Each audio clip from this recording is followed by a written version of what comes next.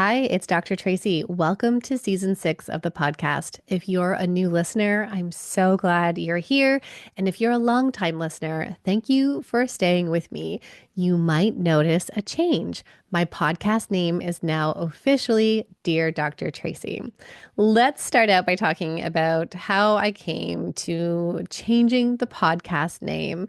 When I wrapped up season 5, I knew I needed a break because I found myself on autopilot.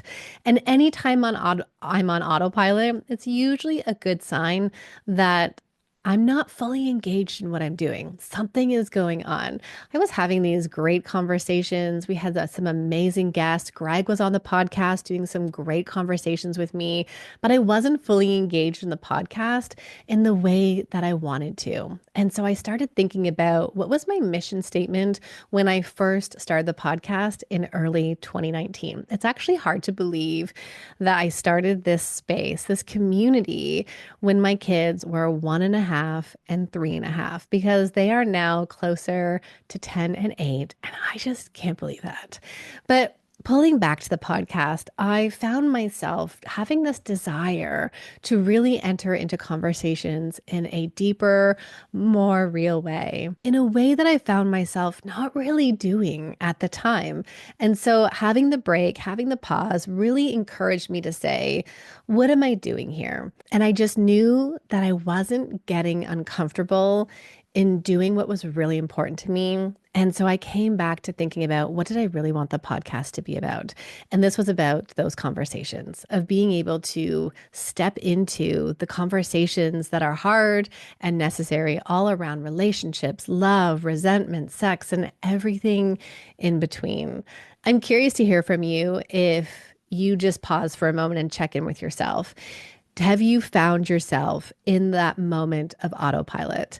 Have you found yourself maybe just doing the same thing over and over again and maybe not even feeling engaged and filled up by what it is that you're doing?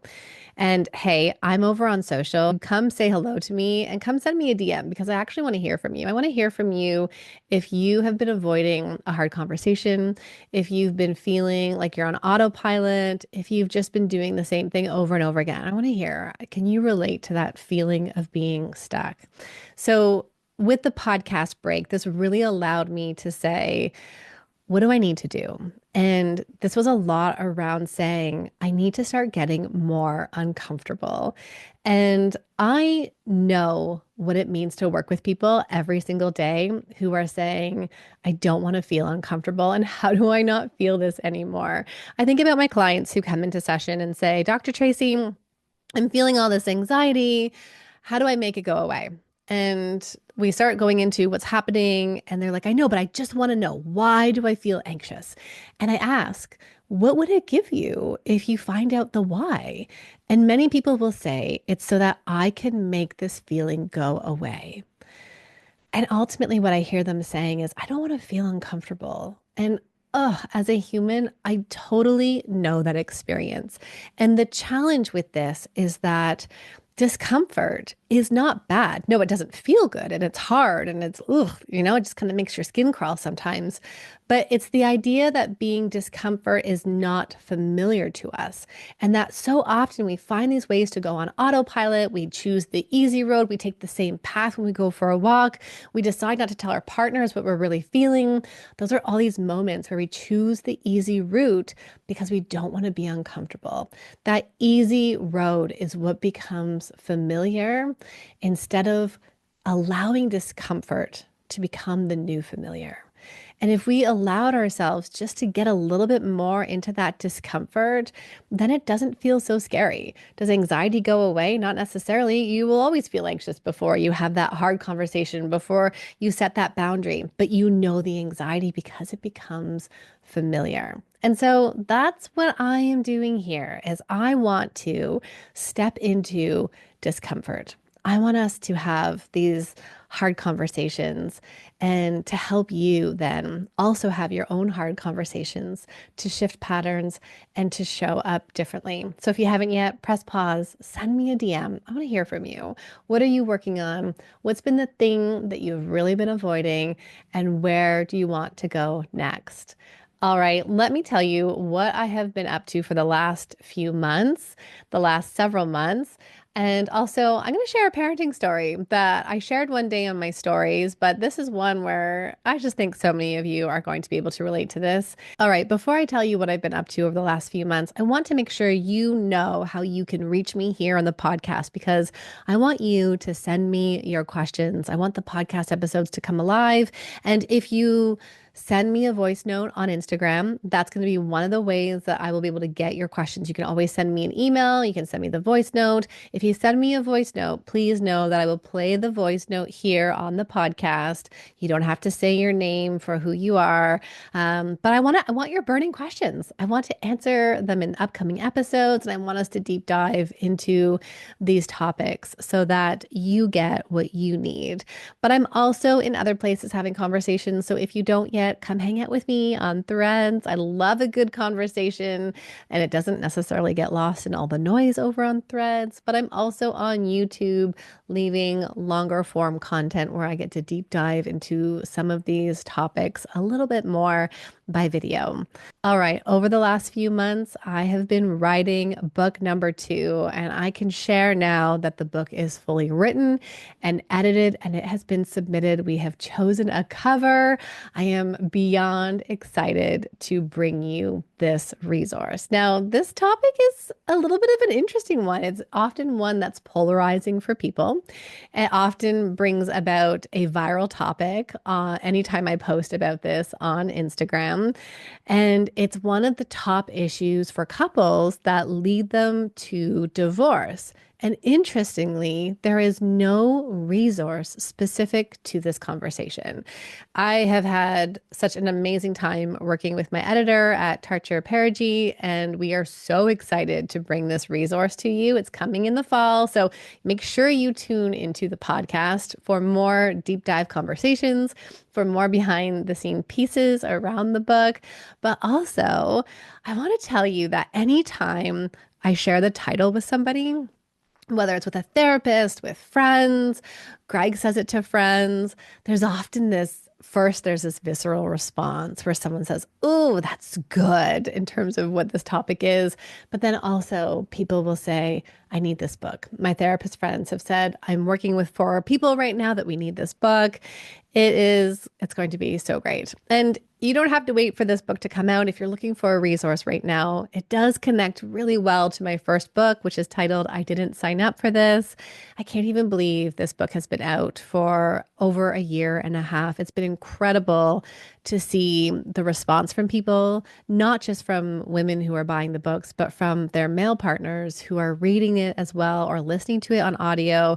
And this second book is going to continue on that theme of really building interdependence and being able to build this healthy relationship. So stay tuned for book number 2. I am so excited for this. Now, I want to tell you about this story that showed up with one of my kids recently.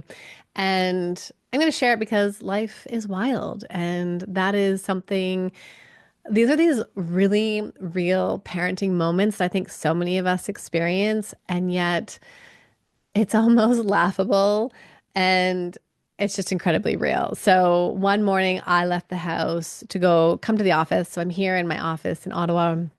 And Greg was getting the kids off to school. And my one kid was having a morning of big feelings and said to Greg, kind of yelling through the door, "I hate you, you mother effer." And Greg had sent me a text saying, "This is just what happened." I said, "Hey, are you okay? I know you've got this." And he texted me back saying, "On one hand, I'm laughing. On the other hand, it hurts, but I've got this. I'm good." And I said to him, "We should get this kid a cake."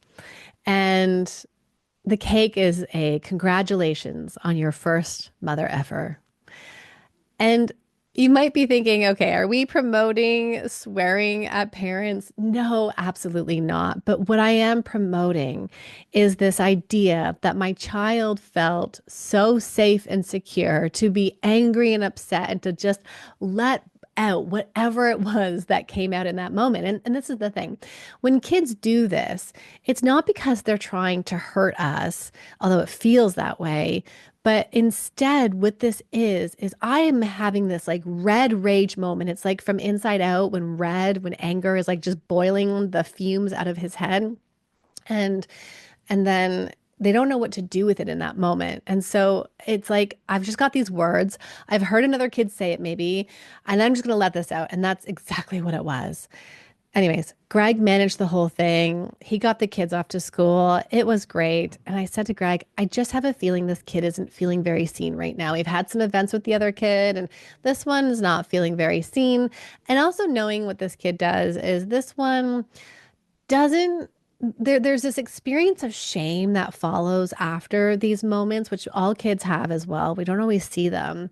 But for this one in particular, they do this kind of like good child behavior after. So there was some extra cleaning. They did some extra chores around the house. Like it was just really interesting to see it unfold. And I could see that they were having a tough night. Greg went out to do some errands. I'm with the other kid, and I could still see this like lingering feeling. And it's almost like this feeling of I'm not being seen. I'm not being seen in this family. And so then Greg gets home with the cake, and we all sit down. And I say, hey, love, we've got this cake for you.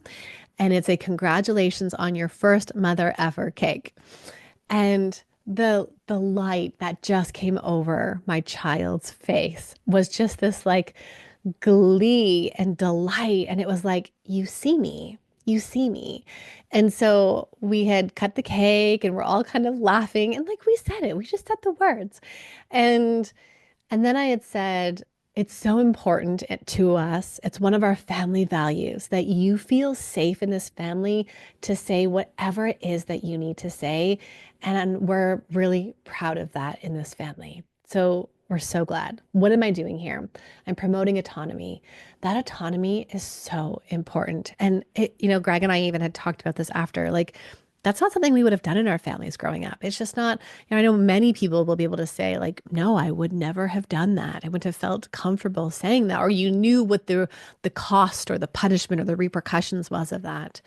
And then following that, as we're all eating our cake, we had talked about how what are other things that you can do in those moments when anger is just surging through you? I've watched Inside Out and Inside Out 2 with both my kids. We've come back to it multiple times. It's such a great grounding conversation for them to say, like, this was one of those moments where flames were coming out of your head, just like anger, right? That's what it was.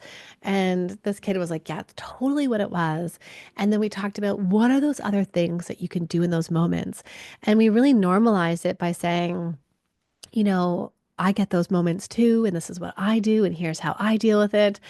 And it was just one of those family moments. And it felt like if my kid doesn't remember this one, which I think they will, but I know for Greg and I, this is going to be one of those core memories that we have as a family where we said to both our children, you are allowed to tell us anything, and we are always going to love you. And that to me is just the most important thing that our kids learn in our family. So I'd love to hear from you. Have you gotten your kids a first FU cake? Have you seen this before? What do you think? Send me a message. And also, I want to know, did you feel like you could express yourself like this growing up? And when your kids do this, if they do this today, what's the first internal reaction you have? And then also, what is it that you want? Like, what is it that you wish you had more of? So send me a DM. Let me know what you think of the story of my child's first mother effer cake. All right, let's wrap up. Thank you for joining me for today's episode. I would love for you to click the stars, click subscribe, and leave me a few words every time you share the podcast. It helps other people to find this community as well. And I am so grateful every time you share, you comment. You're just here, and I know you are, and I see your messages, and I am so, so grateful for them. And I want to share something that has been resonating with me as I enter into season 6 with you and entering into this year. And it is really about this idea that we don't have to get it perfect.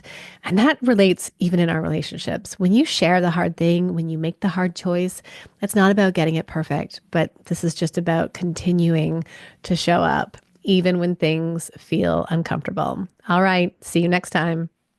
I have to tell you this at the end of every podcast episode. So I just want you to remember that this information is for educational purposes only and does not substitute for the care from a licensed mental health care provider.